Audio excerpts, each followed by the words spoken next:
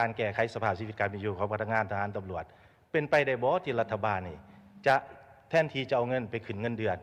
รัฐบาลเอาเงินไปซื้อสินค้าที่ผลิตภายในเป็นสินค้าอุปโภคบริโภคมันยังก็ได้ที่เขาผลิตได้ไปสนับสนุนชีวิตการเป็นอยู่ของพนักงานทหารตำรวจอย่างต่างๆดังที่ทุกคนเข้าใจกันดีแล้วว่าการแก้ปัญหาภัยเงินเฟ้อหรือว่าอัตราแลกเปลี่ยนแปรผันผวนอย่างต่างๆนี่มันแก้บ่ได้ง่ายๆก็คือทุกคนรู้ว่าเขาต้องการเงินดอลลาร์ต้องการเงินตาไปซื้อสินค้าต่างประเทศมาหลายแต่เขาบ่สามารถสร้างรายรับที่เป็นเงินตาสินค้ามาหลายๆการที่เขาเกินดุลการค้าหลายคนก็เข้าใจผิดว่าเป็นยังแก้ไขปัญหานี้บ่ได้เพราะว่าการเกินดุลดังกล่าวมันเป็นเงินที่เขามาจรจรในระบบเศรษฐกิจของเรามันเป็นการลงทุนของ FDI การลงทุนโดยกงเขาได้เงินมากเขาก็ส่งต่างประเทศเขาเจ้าฉะนั้นมาตรการที่แก้ไขนี่เขาควรลดความต้องการเงินตาลงฉะนั้นแหละเป็นไปได้บ่ที่รัฐบาลจะมีนโยบายในการลดความต้องการเงินตาเฮ็ดแบบใดลดความต้องการเงินตาสสบางท่านก็ได้นำเสนอไปแล้วว่าสิ่งสินค้าฟุ่มเฟือยคือท่านนายกเองก็เว้าลดรู้ไปอย่างต่างๆนี่กว่าฮอด400กว่าล้านบ่ฮอดครึ่งปีฉะนั้นแหละคันเฮาลดตัวนี้ได้มันก็จะลดการต้องการเงินตาไหลออกแม่นอยู่ว่าประชาชนหังมีสามารถซื้อรถได้แต่มันก็จะเป็นการดึงเงินออกจากระบบเศรษฐกิจของประเทศเราไปฉะนั้นมันก็บ่สามารถควบคุมอัตราแลกเปลี่ยนได้เช่นกันนอกจากนั้นบรรดาสินค้าต่างๆถ้าเฮาเฮ็ดนโยบายยิงปืนนัดเดียวได้นก3ตัวอย่างว่ารัฐบาลจะแก้ไขปัญหาเรื่องกระตุ้นการผลิตภายใน SME ต้องการส่งเสริมต้องการลดพรการนำเข้าต้องการแก้ไขสภาพชีวิตการเป็นอยู่ของพนักงานทหารตำรวจเป็นไปได้บ่ที่รัฐบาลนี่จะแทนที่จะเอาเงินไปขึ้นเงินเดือนรัฐบาลเอาเงินไปซื้อสินค้าที่ผลิตภายในเป็นสินค้าอุปโภคบริโภคมันยังก็ได้ที่เขาผลิตได้ไปสนับสนุนชีวิตการเป็นอยู่ของพนักงานทหารตำรวจอย่างต่างๆเนาะก็จะเป็นการส่งเสริม SME ในโตเอาเตือนเป็น1 นาทีมืดแล้วบ่จะขอบใจรายทานประธานมันจะเป็นการกระตุ้นทั้งอ้อมเฮ็ดให้ SME ของเฮานี่เข้มแข็งเพราะว่ารัฐบาลมีเงินไปอุดหนุนเขาเจ้าเพราะว่า SME นี่เกิดใหม่บ่สามารถสิไปแข่งขันกับต่างประเทศได้ฉะนั้นนโยบายต่อไปก็คือต้องมีการกีดกันสินค้าที่เฮาเฮ็ดเองได้แล้วบ่ให้เข้ามาเดี๋ยวปัจจุบันนี่น้ำดื่มก็ยังเข้ามาเนาะซึ่งว่ามันบ่น่าจะเป็นไปได้แนวนั้นฉะนั้นเฮาพากันเฮ็ดปิดด่านชายแดนบางจุดที่สินค้าเข้ามาแบบบ่ถูกระบบกวดด่านชายแดนประจำทาวรที่คัดกลุ่มเรื่องการนำเข้าสินค้าที่เขาควรสร้างเงื่อนไขในการกีดกันประเทศใดเขาเจ้าก็เฮ็ดถึงว่าจะอยู่ใน WTO นี่แหละเนาะทุกคนนี่แหละเนาะได้ฟังคลิปไปแล้วแล้วฟังคลิปไปแล้วแล้วเป็นจังได๋แน่พี่น้องเฮาพี่น้องชาวลาวเฮาเนาะทุกคนเนาะที่แบบว่าสสเพิ่นได้ออกมาประชุมกันแล้วก็ประชุมกันกับผู้นำลาวเนาะทุกคนเนาะเพิ่นได้ออกมาเว้าเพิ่นได้ออกมาว่าเพิ่นได้ประชุมกันคือแบบว่าตอนนี้นี่มันมีปัญหากันเรื่องแบบว่าเรื่องเงินเฟ้อเรื่องเงินนี่เป็นเรื่องของโลกเลยเป็นเศรษฐกิจของโลกเลยเนาะทุกคนเนาะที่อาจารย์เปิ้นได้ว่าเป็นเศรษฐกิจของโลกแล้วเพราะว่าตอนนี้นี่เอ่อได้มีแบบว่าเงินอยู่ลาวนี่มันเฟ้อแฮงเนาะทุกคนเนาะแบบว่าทางรัฐทางผู้นำทางสสนี่เพิ่นก็ได้ประชุมกันแบบว่าคือแบบชุลมุนกันเลยนะตอนนี้คือชุลมุนกันแบบว่าเป็นเวียกที่หนักหนาสาหัสแฮงกับประเทศลาวเฮาเนาะทุกคนเนาะคือแบบว่าเรื่องเงินมันคือเรื่องสำคัญที่สุดเพราะว่าอาจารย์เปิ้นก็ได้บอกไปเนาะเพราะว่าเรื่องเงินนี่จังได๋มันก็สำคัญเนาะทุกคนเนาะเพราะว่าอ่าสสนี่เพิ่นได้ประชุมแล้วเพิ่นก็ได้ออกแถลงข่าวมาแบบนี้ทุกคนที่อาจารย์เปิ้นเอาขึ้นให้เบิ่งมื้อนี้นี่ทุกคนได้ฟังอาจารย์เปิ้นบ่เพราะว่าอาจารย์เปิ้นนี่ก็ตั้งใจฟังคือกันเด้ทุกคนสสเพิ่นได้เว้าว่าคือแบบว่าสิเงินเดือนของพนักงานนี่เนาะของพนักงานของเกษตรกรนี่คือแบบว่าสิลดเงินเดือนเนาะสิลดหรือสิขึ้นดีนะสิลดเงินเดือนแต่ว่าสิเอาที่ว่าส่วนลดเงินเดือนตัวนั้นหั่นสิเอามาซื้อของเนาะสิเพิ่มเงินเดือนบ่เนาะทุกคนเนาะบ่แม่นว่าลดสิเพิ่มเงินเดือนให้ประชาชนบ่ให้ตำรวจทหารบ่หรือว่าเกษตรกรที่เพิ่นงานก่อสร้างงานอิหยังเนาะทุกคนเนาะกรรมกรเนาะทุกคนเนาะก็คือแบบว่าสิเพิ่มให้บ่หรือว่าบ่เพิ่มเนาะทุกคนเนาะคำนี้นี่อาจารย์เปิ้นก็อยากให้พี่น้องหรือว่า FC อาจารย์เปิ้นถึงสิเป็น FC ฝั่งลาว FC ฝั่งไทย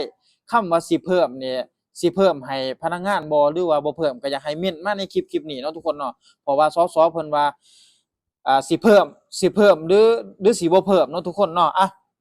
สวัสดีครับ สวัสดีทุกคนเลยนะครับผมสวัสดีคนที่ติดตามจานเปิ้ลนะครับสบายดีเบิดสู่ผู้สู่คนสบายดีคนที่ติดตามจานเปิ้ลเด้อบ่ว่าสิเป็น FC ฝั่งไทยแล้วก็ FC ฝั่งลาวจานเปิ้ลก็ขอขอบคุณขอบใจหลายๆที่ติดตามจานเปิ้ลเนาะแล้วก็คนที่อยู่ต่างประเทศนำเด้อทุกคนเด้อสบายดีอีกเทื่อนึงเนาะจานเปิ้ลได้มาอัปเดตข่าวมื้อนี้ทุกคนเพราะว่าสสเพิ่นได้ประชุมกันว่าสิเพิ่มเงินเดือนบ่หรือว่าบ่เพิ่มเนาะแล้วส่วนสิเพิ่มนั่นสิเอาไปซื้อของบริโภคทุกคนสิเอาไปซื้อของบริโภคมาให้ตำรวจทหารแล้วก็เกษตรกรหรือว่าประชาชนหรือว่ากรรมกรที่เฮ็ดเวียกเฮ็ดงานเงินเดือนส่วนที่สิเพิ่มนั่นสิไปซื้อของซื้อของกินของบริโภคของกินนี่แหละซื้อมาให้อ่าพี่ๆตำรวจทหารอ้ายเอื้อยตำรวจทหารเนาะทุกคนเนาะทุกคนมีความคิดเห็นจังไดสิให้ซื้อของบริโภคหรือว่าสิให้เพิ่มเงินเดือนเนาะทุกคนเนาะแต่ความคิดของจานเปิ้นความคิดส่วนตัวเด้อทุกคนเด้อจานเปิ้นว่าเพิ่มดีกว่าเนาะทุกคนเนาะเพิ่มเงินเดือนให้พนักงานดีกว่าพนักงานทั่วไปตำรวจทหารบ่ว่าสิเป็นแพทย์เป็นหมอเป็นคุณครูเป็นกรรมกรเนาะทุกคนเนาะเพิ่มดีกว่าแล้วเอาเงินที่เพิ่มนั่นเดี๋ยวเพิ่นสิไปซื้อกินเองทุกทุกคนมีความคิดเห็นคือจานเปิ้นแบบนี้บ่ทุกคนถ้ามีคลิกคอมเมนต์มาเด้อทุกคนเด้อแล้วเพราะว่าคือแบบตอนนี้นี่แบบเรื่องเงินเฟ้อเนาะทุกคนเนาะคือแบบว่าสิเพิ่มเงินหรือ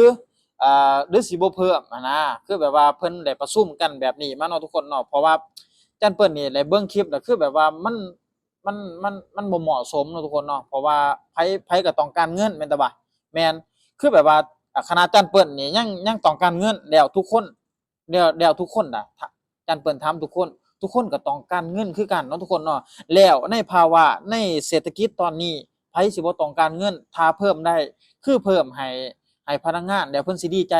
แล้วเพิ่นสิมีกำลังใจเฮ็ดงานในอ่าสสถานการณ์เกิดขึ้นอยู่ในทุกมื้อนี้ในทุกๆวันนี้ปัจจุบันนี้ทุกคนเนาะเพิ่นสิดีใจถ้าเพิ่มเงินเพราะว่าเงินคือหยังเงินมันสำคัญเนาะทุกคนเนาะแล้วสสบอกว่าบ่เพิ่มแล้วสิไปซื้อของบริโภคมาให้คือแบบมาให้พวกทหารตำรวจซื้อของมาให้แทนคำว่าเพิ่มเงินเดือนหั่นน่ะทุกคนแล้วทุกคนมีความคิดเห็นจังได๋เนาะทุกคนเนาะแล้วคือแบบว่าจานเปิ้นนี่จานเปิ้นคิดว่าเพิ่มเงินดีกว่าเนาะทุกคนเนาะมันสิดีสำหรับแบบว่ามันดีได้หลายอย่างนะถ้าว่าเพิ่มเงินนี่ทุกคนอ้าวสมมุติว่าเพิ่มเงินให้พนักงานนี่สมมุติว่าเงินเดือนพนักงานนี่5ล้านเนาะหรือว่า4-5ล้านยกตัวอย่างเนาะทุกคนเนาะอันนี้จานเปิ้นสิยกตัวอย่างว่า5ล้านเนาะเพิ่มไปอีก3ล้านเป็นคนละ8ล้านเนาะทุกคนเนาะอันนี้เพิ่นดีใจเลยทุกคนมีกำลังใจต่อสู้มีกำลังใจเฮ็ดงานได้แล้วสสบอกว่าบ่เพิ่มเงินสมมุติ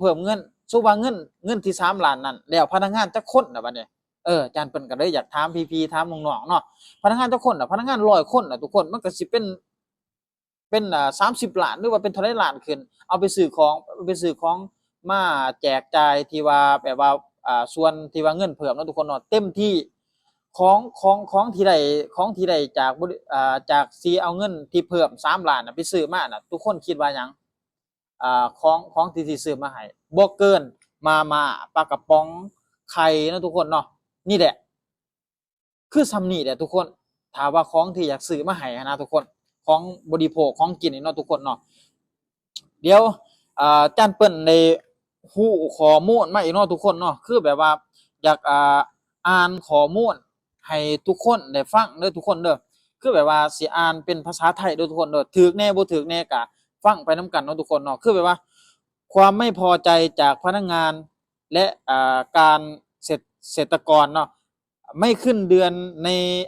ไม่ขึ้นเงินเดือนในช่วงที่อัตราเงินเฟ้อสูงนั้นอาจทำให้ประชาชนรู้สึกว่ารัฐบาลไม่สนใจปัญหาค่าครองชีพของประชาชนและไม่ให้ความสำคัญความไม่ให้ความสัมพันธ์กับความคุณภาพของชีวิตโดยเฉพาะกลุ่มที่รายได้ต่ จำเป็นต้องจ่ายค่าใช้จ่ายพื้นฐานสูงขึ้นทุกวันเนาะทุกคนเนาะก็คือแบบว่าพนักงานนี่มีความรู้สึกเนาะทุกคนเนาะพนักงานนี่สิมีความรู้สึกว่าคือแบบว่าขนาดในช่วงวิกฤตแบบนี้ช่วงเงินเฟ้อแบบนี้ยังสิบ่ขึ้นให้เอ่อขึ้นเงินให้พนักงานนะทุกคนว่าสิเป็นอ้ายเอื้อยพี่ๆตำรวจทหารแล้วกรรมกรเนาะทุกคนเนาะบอกว่าสิบ่ขึ้นให้ก็มีความรู้สึกว่าทางรัฐบาลนี่ทางรัฐนี่ทางผู้นำนี่เพิ่นบ่ใส่ใจเพิ่นบ่ใส่ใจ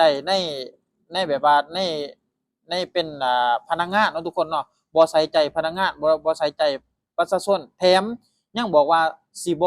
บ่ขึ้นเงินเดือนให้แล้วสิไปซื้อของมาให้เป็นแบบว่าของบริโภคเนาะทุกคนเนาะซื้อของมาแทนให้เป็นเงินเดือนนะทุกคนแล้วจานเปิ้นสิพาไปเบิ่งคลิปอีกเด้อทุกคนเด้อสิพาไปชมคลิปเพื่อความชัดเจนอีกเทื่อนึงเนาะทุกคนเนาะไปไปเบิ่งน้ำจานเปิ้นเนาะทุกคนเด้อไป การแก้ไขสภาพชีวิตการเป็นอยู่ของพนักงานทหารตำรวจ เป็นไปได้บ่ที่รัฐบาลนี่จะแทนที่จะเอาเงินไปขึ้นเงินเดือน รัฐบาลเอาเงินไปซื้อสินค้าที่ผลิตภายใน เป็นสินค้าอุปโภคบริโภคไม่ยังก็ได้ที่เขาผลิตได้ไปสนับสนุนชีวิตการเป็นอยู่ของพนักงานทหารตำรวจอย่างต่างๆดังที่ทุกคนเข้าใจกันดีแล้วว่า การแก้ปัญหาภัยเงินเฟ้อหรือว่าอัตราแลกเปลี่ยนแปรพันผวนอย่างต่างๆนี่มันแก้บ่ได้ง่ายๆก็คือทุกคนรู้ว่าเขาต้องการเงินดอลลาร์ต้องการเงินตาไปซื้อสินค้าต่างประเทศมาหลายแต่เขาบ่สามารถสร้างรายรับที่เป็นเงินตาขายสินค้ามาหลายๆการที่เขาเกินดุลการค้าหลายคนก็เข้าใจผิดว่าเป็นหยังแก้ไขปัญหานี้บ่ได้เพราะว่าการเกินดุลดังกล่าวมันเป็นเงินที่เข้ามาจราจรในระบบเศรษฐกิจของเรามันเป็นการลงทุนของ FDI การลงทุนโดยกงเขาได้เงินมากเขาก็ส่งต่างประเทศเขาเจ้าฉะนั้นมาตรการที่แก้ไขนี่เฮาควรลดความต้องการเงินตาลงฉะนั้นแหละเป็นไปได้บ่ที่รัฐบาลจะมีนโยบายในการลดความต้องการเงินตาเฮ็ดแบบใดลดความต้องการเงินตาสสบางท่านก็ได้นำเสนอไปแล้วว่าสิ่งที่สินค้าฟุ่มเฟือยคือท่านนายกเองก็เว้าลดรู้ไปอย่างต่างๆนี่กว่าฮอด400กว่าล้านบ่ฮอดครึ่งปีฉะนั้นแหละคันเฮาลดตัวนี้ได้มันก็จะลดการต้องการเงินตาไหลออกแม่นอยู่ว่าประชาชนหังมีสามารถซื้อรถได้แต่มันก็จะเป็นการดึงเงินออกจากระบบเศรษฐกิจของประเทศเฮาไปฉะนั้นมันก็บ่สามารถควบคุมอัตราแลกเปลี่ยนได้เช่นกันนอกจากนั้นบรรดาสินค้าต่างๆถ้าเฮาเฮ็ดนโยบายยิงปืนนัดเดียวได้นก3ตัวอย่างว่ารัฐบาลจะแก้ไขปัญหาเรื่องกระตุ้นการผลิตภายใน SME ต้องการส่งเสริมต้องการลดพรการนำเข้าต้องการแก้ไขสภาพชีวิตการเป็นอยู่ของพนักงานทหารตำรวจเป็นไปได้บ่ที่รัฐบาลนี่จะแทนที่จะเอาเงินไปขึ้นเงินเดือนรัฐบาลเอาเงินไปซื้อสินค้าที่ผลิตภายในเป็นสินค้าอุปโภคบริโภคไม่ยังก็ได้ที่เขาผลิตได้ไปสนับสนุนชีวิตการเป็นอยู่ของพนักงานทหารตำรวจอย่างต่างๆเนาะก็จะเป็นการส่งเสริม SME ในโตเอาเตือนเป็น1 นาทีหมดแล้วบ่หมดแล้ว จะ เนาะ ขอบใจหลายท่านประธานมันจะเป็นการกระตุ้นทางอ้อมเฮ็ดให้ SME ของเฮานี่เข้มแข็งเพราะว่ารัฐบาลมีเงินไปอุดหนุนเขาเจ้าเพราะว่า SME นี่เกิดใหม่บ่สามารถสิไปแข่งขันกับต่างประเทศได้ฉะนั้นนโยบายต่อไปก็คือต้องมีการกีดกันสินค้าที่เฮาเฮ็ดเองได้แล้วบ่ให้เข้ามาเดี๋ยวปัจจุบันนี่น้ำดื่มก็ยังเข้ามาเนาะซึ่งว่ามันบ่น่าจะเป็นไปได้แนวนั้นฉะนั้นเฮาพากันเฮ็ดปิดด่านชายแดนบางจุดที่สินค้าเข้ามาแบบบ่ถูกระบบกวดด่านชายแดนประจำถาวรที่คัดกลุ่มเรื่องการนำเข้าสินค้าที่เฮาควรสร้างเงื่อนไขในการกีดกันประเทศใดเขาเจ้าก็เฮ็ดถึงว่าจะอยู่ใน WTO นี่แหละเนาะทุกคนนี่แหละเนาะที่สสเพิ่นได้อ่านข่าวมาแล้วเพิ่นได้บอกมาเนาะทุกคนเนาะทุกคนได้ฟังแล้วก็คือสิได้ยินชัดเจนเนาะทุกคนเนาะก็คือแบบว่าเพิ่นนี่สิบ่เพิ่มเงินเดือนให้พนักงานเนาะทุกคนเนาะเว้าโดยรวมก็คือพนักงานเดี๋ยวสิซื้อของมาแทนที่เงินเดือนที่สิเพิ่มเงินเดือนขึ้นเนาะทุกคนเนาะแล้วอาจารย์เปิ้นก็สิตั้งคำถามเนาะว่าทุกคนนี่มีความคิดเห็นจังไดแหน่ กับสสเพิ่นประกาศมาในช่วงที่แบบว่าวิกฤตแบบนี้ในช่วงเงินเฟ้อแบบนี้เนาะทุกคนเนาะบ่ว่าสิเป็น FC ฝั่งลาวแล้วก็ FC ฝั่งไทยคอมเมนต์มาในคลิปนี้ให้จานเปิ้นได้ฮู้เด้อทุกคนเด้อแล้วก็คลิปคอมเมนต์ให้ทุกๆคนได้ฮู้นำเนาะทุกคนเนาะว่าควรขึ้นหรือว่าควรซื้อของให้เนาะทุกคนเนาะ